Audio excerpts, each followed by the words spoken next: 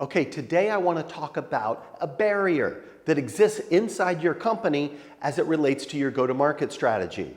It's called the friction between your direct sales team and your channel sales team. You all have it, it's all there. It's that gray line in between your named account list where the direct sellers are selling and below that where the channel sales is leveraged. Now here's how we handle this situation. And now is the time to fix it, by the way. It's gone on too long. Now you need to fix it because of the current financial situation of the world. Is that you need to explain to the direct sellers and the channel salespeople that you all have stock options. You're all on the same team. You're all compensated for improving the efficiency and the profitability of your company.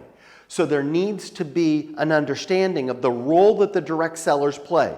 The direct sellers are selling to the largest named accounts where there's a higher transaction value, yet remember, cost of direct sales is much higher than an indirect channel.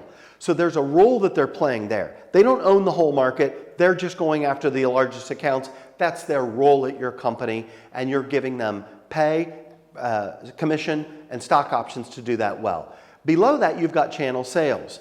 Now, channel sales are typically the victim of direct sellers coming down and grabbing accounts.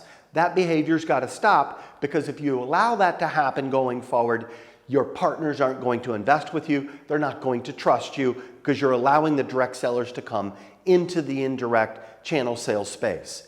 So we do a lot of work around this space, and we find that it's important to explain to both parties where they fit in on the team and that we're all compensated to maximize profitability for our company and maximize the coverage, the capabilities, and capacity of sales across the markets you serve.